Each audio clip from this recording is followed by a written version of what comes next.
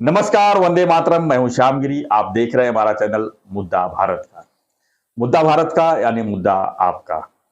आज का हमारा मुद्दा है महाराष्ट्र के मुख्यमंत्री एकनाथ शिंदे के 1 साल के कार्यकाल की।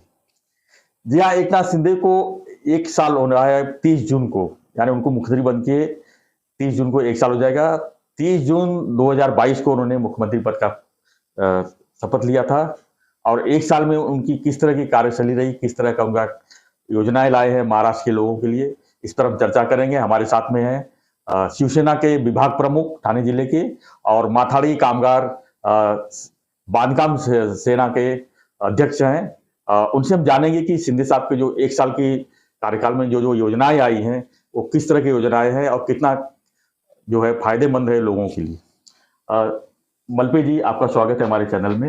नमस्कार। क्या कहेंगे शिंदे साहब के बारे में? 1 साल में उन्होंने जिस तरह का उनका कार्यकाल रहा है, उसके बारे में काफी राजनीति उथल पुथल हुई महाराष्ट्र में, लेकिन उनकी जो योजनाएं हैं किस तरह की आई है, इसके बारे में थोड़ा सा बताइए। सबसे पहले आपके चैनल के माध्यम से जी, हम सारे दर्शकों को बताना चाहते हैं कि आज 30 जून मतलब इस महाराष्ट्र नहीं, देश विदेश के सारे रिकॉर्ड ब्रेक आज का दिन है। जी, और ये ऐतिहासिक दिन माना जाएगा क्योंकि आज ही के दिन हमारे विद्यमान थाने के सुपुत्र और कार्य सम्राट जनसामान्य के चहेते मुख्यमंत्री एकनाथ जी शिंदे साहब ने महाराष्ट्र के जनता के लिए सर्वसामान्य जनता के लिए आज मुख्यमंत्री पद की शपथ ग्रहण कार्यक्रम हुआ था और उसको आज 1 साल हो रहे हैं। आपने देखा होगा जिस वक्त 30 जून को शिवसेना बीजेपी की सरकार गठित हुई, जनसामान्य की सरकार गठित हुई, क्योंकि हमारे विधायक जितने थे शिवसेना के, उन्होंने जो चुनाव लड़ा था वो शिवसेना बीजेपी के अलायंस में लड़ा था और पूरे महाराष्ट्र की जनता ने उनको भर भर के पूरा मतलब वोटिंग करके उनको मतलब सत्ता पे बैठने के लिए उनको चांस दिया था। लेकिन कुछ लोगों के स्वार्थ के कारण ये बीजेपी शिवसेना की सरकार नहीं बन पाई, लेकिन बाला साहब के विचार और धर्मेंद्र आनंदी के सबके विचार आगे उसका करते हुए सम्माननीय एकनाथ शिंदे साहब ने आज ही के दिन शिवसेना बीजेपी की सरकार के प्रमुख नेता मुख्यमंत्री पद की शपथ ली थी और उसी दिन से आज 1 साल का पूरा लेखा जोखा हम आपको बताएंगे कि उनका ग्राफ हमेशा मतलब मुख्यमंत्री बनिए इसके लिए नहीं, जब हमारे साहब शिंदे साहब मुख्यमंत्री नहीं थे तब से उनका कार्य का जो ग्राफ है, वो जो आलेख है, वो हमेशा ऊंचाई पे जाता रहा। जी। अब योजना के बारे में बात करेंगे। किस तरह की योजनाएं उन्होंने लाई हैं, खासकर जो है ग्रामीण भागों के लिए, किसानों के लिए, और जो मेडिकल सुविधाएं हैं वो किस तरह की है? जैसे आपला दवाखाना, आप एसटी स्टैंड के पास भी दवाखाना शुरू करने जा रहे हैं, तो इस तरह का जो योजनाएं हैं किस तरह का है? देखिए, आपने देखा होगा कि ये जो गवर्नमेंट है, ये शिवसेना बीजेपी महाराष्ट्र का जो गवर्नमेंट है, इन्होंने जितनी योजनाएं मतलब आप बिलीव नहीं कर पाओगे कि रिकॉर्ड ब्रेक स्कीम्स उन्होंने पब्लिक के लिए अनाउंस की हुई है और उसका अमल बजाने भी चालू है। आपने देखा होगा कि उनका घोषणा ही था प्रगतिशील महाराष्ट्र के लिए लोक कल्याणकारी जो योजनाएं हैं, उस हिसाब से उन्होंने शासन आपल्या दरबारी मतलब गवर्नमेंट के जितने काम थे, मतलब अपन अगर गवर्नमेंट का कोई भी कलेक्टर ऑफिस हो, तहसीलदार ऑफिस हो, उसमें कोई काम करने गया तो उसको 6-6 महीना रखो, 3 महीना रखो, आज नहीं कल होगा। लेकिन ये सारे जो जुने जो रीजन थे उसको स्टॉप पर देके शिंदे साहब ने शासन आपल्या दारी एक 1 विंडो में सब लोगों को ये सुविधा देने का काम किया है। शेतकरी किसान जो है, किसानों के लिए आर्थिक सहायता के लिए उन्होंने देखो, जैसे आदरणीय हमारे देश के प्रधानमंत्री नरेंद्र मोदी जी ने सेंट्रल गवर्नमेंट के माध्यम से 6,000 रुपए किसान को साल का मिलता था। जी, लेकिन ये शिवसेना बीजेपी सरकार, जो महाराष्ट्र की सरकार आदरणीय शिंदे साहब के नेतृत्व में जो सरकार है, उन्होंने किसानों के लिए 6,000 रुपया महाराष्ट्र गवर्नमेंट से मतलब 6,000 वो 6,000 12,000 हर साल किसानों के लिए एक आर्थिक मदद के स्वरूप में मिली जाएगी। उसी तरह अपन देखेंगे कि जो मुख्यमंत्री सहायता निधि है, मतलब मैं किसी पिछले सरकार के ऊपर टिक्का टिप्पणी नहीं करते हुए हम बताना चाहते हैं कि इस सरकार ने, विद्यमान सरकार जो शिंदे साहब की सरकार है, शिंदे फडणवीस जी की सरकार है, ये सरकार ने 75 75 कोटी रुपए जो है मुख्यमंत्री सहायता निधि से दिए, मतलब रिकॉर्ड ब्रेक। जो पब्लिक को एक्चुअल उनको जो गरज होती है मुख्यमंत्री सहायता निधि की, वो प्रॉपर वे से शिंदे साहब ने की हुई है।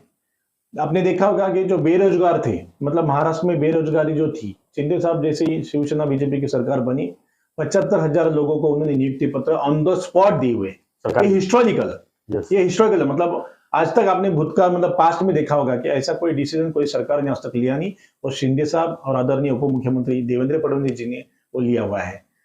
उसी तरह बढ़ते आगे उन्होंने महिलाओं के लिए जो एसटी महामंडल की सुविधा थी, ज्येष्ठ नागरिक के लिए सुविधा थी, बच्चे से लेके बूढ़े तक सब लोग के लिए विकास करने के लिए, उनके सुविधा के लिए ये सारी योजनाएं शिंदे फडणवीस सरकार ने दी हुई है।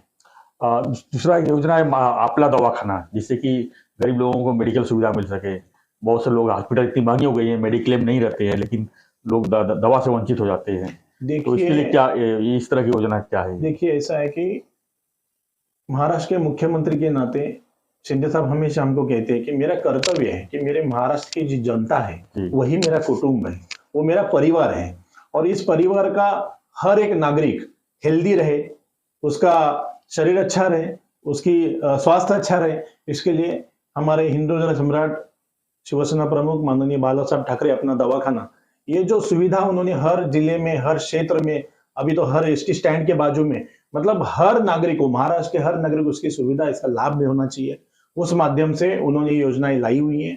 ये जो सर्वसामान्य जनता की सरकार है, ये गरीबों की सरकार है। इन्होंने अभी मुंबई में देखा होगा, अपने 227 जो दवाखाने क्लिनिक है, उनका उन्होंने घोषणा की कि जो ईस्टर्न मुंबई है, वेस्टर्न मुंबई है, सबर्बन में, तो बहुत सारे लोगों ने, मतलब कई लाखों लोगों ने उसका योजना का लाभ भी लिया हुआ है। तो इस माध्यम से हमारे महाराष्ट्र का जो जनता है, जो नागरिक है, वो सुदृढ़, उनका जो स्वास्थ्य है वो निरोगी होना चाहिए। इसलिए ये भी योजना का उन्होंने शुरुआत की हुई है। ना भूतो ना भविष्य, इस सरकार ने, मतलब मैं हमारे पुलिस मित्रों से शुरुआत करता हूँ कि कितने सालों से जो पुलिस वसाहत जिसको कहते हैं, जहाँ पुलिस लोग बेचारे 24 घंटे, 12 घंटे जो पुलिस क्वार्टर्स होते हैं, उसमें वो लोग रहते हैं, लेकिन बारिश में उनके घर में पानी आता है, ऊपर से किसी का छप्पर गिर जाता है, तो उनकी दुरावस्था, मतलब एकदम हाँ, तो उनका परिवार लेके बेचारे उसमें रहते हैं। तो सबसे पहला काम हमारी ये शिंदे साहब की सरकार ने किया है कि उनके जितने घर थे पुलिस वसाहत, उसको रिपेयरिंग करने का आदेश उन्होंने दिया हुआ है। तो ये कभी हुआ नहीं था।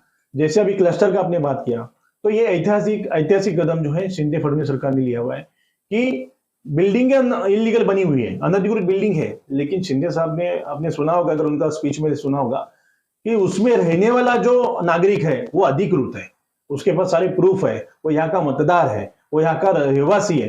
तो अनधिकृत सारे बिल्डिंग में, इमारत में अधिकृत अगर कोई नागरिक रहता है तो उसको अधिकृत घर देने का काम एक क्लस्टर के माध्यम से और सर्व सामान्य सर्व जाति के लोगों को इसमें समावेश करने के काम एकनाथ शिंदे साहब ने किया हुआ है।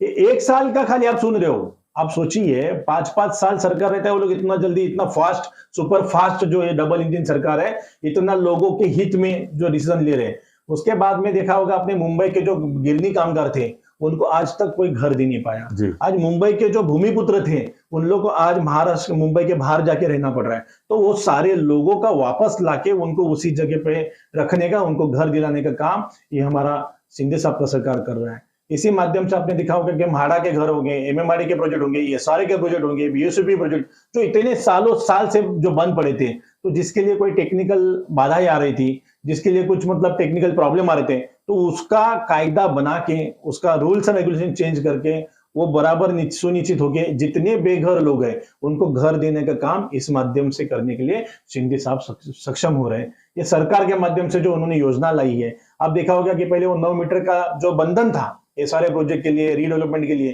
तो 9 मीटर के 2 रास्ते के लिए वो लागू होना था, लेकिन वो तुरंत उन्होंने उसमें, उस रूल्स में वो चेंजेस करके वो निकाल के जितने सारे बंद पड़े थे प्रोजेक्ट, जो हमारे भूमिपुत्र यहाँ के मुंबई के, उनको उनका घर, उनका परिवार सुखदायी करने का काम ये सरकार कर रही है।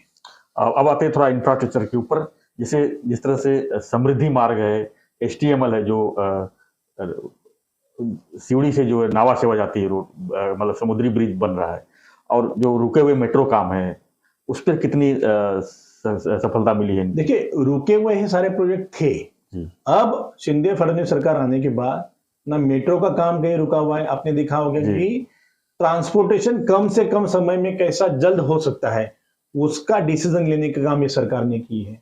जैसे हमारे बाला साहब का जब सपना था, मुंबई पुणे का जो एक्सप्रेस हाईवे जी। है, उसको ज्वाइंट करके पुणे से मुंबई का अंतर भले ज्यादा हो, लेकिन कम समय में उसको कैसे पार कर सकते हैं, उसी तरह से आपने देखा होगा कि इस गवर्नमेंट में, इस शिंदे साहब की सरकार में सारी जगहों पे ट्रांसपोर्टेशन इजी करने का काम किया। मेट्रो के जितने काम बंद पड़े थे, वो काम चालू करने का काम शिंदे सरकार ने किया हुआ है।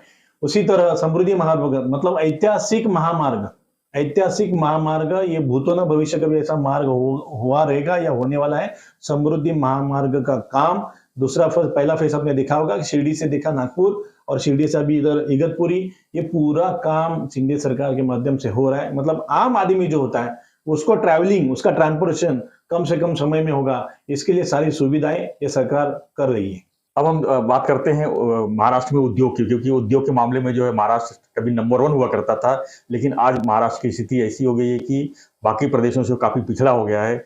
जिस तरह से मुंबई का नाम लेते ही जो है लोगों के दिमाग में आता था कि हम मुंबई चलेंगे, वहां पर जॉब मिलेगा, लेकिन ये सब चीजें जो है एकदम फीकी पड़ गई थी। तो इसके बारे में थोड़ा चर्चा करेंगे। दिनेश जी, क्या लगता है आपको कि उद्योग के मामले में जो प्रोजेक्ट है वो किस तरह का उन्होंने हाथ में लिया है? नहीं, उद्योग के मामले में आज के डेट में महाराष्ट्र नंबर 1 है। आपने देखा होगा कि आदरणीय हमारे मुख्यमंत्री एकनाथ जी शिंदे साहब ने अभी विदेशी दौरा किया था, और हमारे उद्योग मंत्री उदय सामंत जी उनके साथ में, और उनका पूरा मंत्रिमंडल का टीम था। तो जब वो विदेश में गए थे, तो महाराष्ट्र में बाहर की विदेशी कंपनियां जो इन्वेस्टमेंट करना चाहती थी, तो उनके माध्यम से 1,18,000 करोड़ का इन्वेस्टमेंट, ये इतिहास में फर्स्ट टाइम ये शिंदे साहब के माध्यम से अपने महाराष्ट्र में हुआ है। और आज के डेट में उद्योग में उन्होंने जो नई स्कीम निकाली है, मतलब जो उद्योग में बनना चाहते हैं उनके लिए उन्होंने नया स्कीम का लॉन्चिंग किया हुआ है। मतलब कम से कम पैसे में उनको कैसा सहायता करके हर उद्योग कैसा निर्माण होगा, नया युवा पीढ़ी उद्योग में कैसे आएगी, वो सारे निर्माण करने का काम भी शिंदे सरकार कर रहा है। तो उद्योग में आज के डेट में अपना महाराष्ट्र जो है सारे राज्य के मामले में 1 नंबर का है। दिनेश जी, बताइए कि जो शिंदे साहब को जो कार्य करने की जो शैली है, उसके बारे में थोड़ा सा प्रकाश डालते हैं कि किस तरह का उनका काम करने का तरीका, क्योंकि ज्यादा करके कोई भी सरकारी योजना को अमल में लाना, फिर उसको इम्प्लीमेंट करना, उसमें काफी समय जाता है। देखिए, हमने शिंदे साहब का जो जीवन प्रवास, जो उनको कार्यशैली, कार्यपद्धति हमने नजदीक से देखी हुई है। और शिंदे साहब हो गए, हम हो गए, सारे दिग्गज साहब के हम लोग शिष्य हैं। और शिंदे साहब का काम करने का तरीका, ये थाने करने अभी पूरा महाराष्ट्र, पूरा देश जानता है। तो कोई भी काम अगर उन्होंने हाथ में लिया, और जब तक उसका एंड नहीं होता है, जब तक उसको पॉजिटिव एंड नहीं देते, तब तक वो उसके पीछे लगे रहते हैं। और ये जो सरकार है, शिंदे साहब की सरकार है, शिंदे साहब मुख्यमंत्री है, तो उनको आज, मतलब इतना दिन ऐसा था कि 1 साल पहले उनके पास कोई पावर था लेकिन डिसीजन मेकर नहीं थे, लेकिन आज मुख्यमंत्री होने के नाते वो डिसीजन मेकर है। और जनहित के प्रति जितने भी डिसीजन लेना है वो शिंदे साहब देखते नहीं है। शिंदे साहब का सिस्टम कैसा है कि अगर उनके पास कोई फाइल गई, कोई काम गया, तो उसको जगह पे तुरंत वो डिसीजन देते हैं। वो डिसीजन मेकर सीएम है जी। तो इसके लिए आपने देखा होगा कि जितने योजनाएं, जितने प्रकल्प इस महाराष्ट्र में अभी गए 11 महीने से, जो 1 साल से, आज 1 साल हो रहा है उनको, 1 साल में लिया, वो 5-5 साल रह के भी कोई मुख्यमंत्री नहीं कर पाएगा उतना काम शिंदे साहब कर रहे हैं। 24/7 वो काम कर रहे हैं।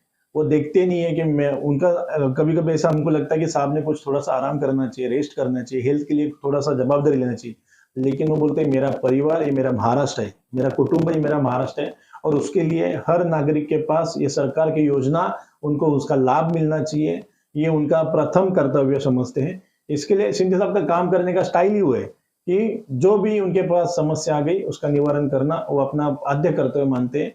और मुख्यमंत्री होने के नाते, जैसे शासन के दरबारी, शासन का जो जवाबदार मुख्यमंत्री करके जो है, वैसे ही हमारे शिवसेना का वो प्रमुख नेता है, हमारे भी कुटुंब प्रमुख है।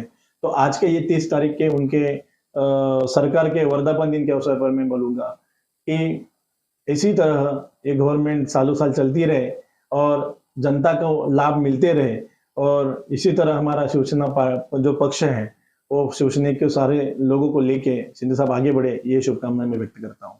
धन्यवाद मलपे जी। तो ये थे दिनेश मलपे जी, ठाणे जिले शिवसेना के विभाग प्रमुख और माथाड़ी कामगार बांधकाम सेना के अध्यक्ष हैं। और हम इनसे चर्चा कर रहे थे कि एकनाथ शिंदे की 1 साल की कार्यशैली किस तरह की रही, किस तरह की योजनाएं जो है राज्य के लिए उन्होंने लाए हैं, इसी पर हम चर्चा कर रहे थे। तो मैं यहाँ पर बता दूं आपको कि एकनाथ शिंदे जी जो है जमीन से जुड़े हुए नेता हैं और नगर सेवक से जिस तरह से उन्होंने अपना सफर शुरू किया और एक शाखा प्रमुख से नगर सेवक से विधायक, विधायक से मंत्री, फिर मुख्यमंत्री, जो छोटे समय में जिस तरह से उनका सफर रहा है, ये काफी काबिल तारीफ है। और वो समझ सकते हैं कि एक गरीब आदमी और एक अमीर आदमी में किस तरह का फर्क होता है। तो इस तरह से उनका काम भी उसी हिसाब से चलता है, उसी तरीके से एकदम जो काम है, जो उनका साफ साफ कहना है कि हमारे पास जो भी काम आते हैं या हमारे फोन पे भी कोई काम के लिए बोलता है तो हम जगह पे निपटाने की ताकत रखते हैं। तो हम उम्मीद यही करते हैं कि अभी 1 साल की जो जिस तरह से कार्यशैली उनका चल रहा है, जिस तरह से कार्यक्रम चल रहा है महाराष्ट्र भर में, ये योजनाएं आगे भी चलती रहे। और आपका क्या कहना है मुख्यमंत्री के बारे में, अपने मुख्यमंत्री के बारे में, हमें कमेंट बॉक्स जरूर लिखिए और बने रहिए हमारे साथ, देखते रहिए हमारा चैनल मुद्दा भारत का। धन्यवाद दिनेश जी, धन्यवाद, जय हिंद।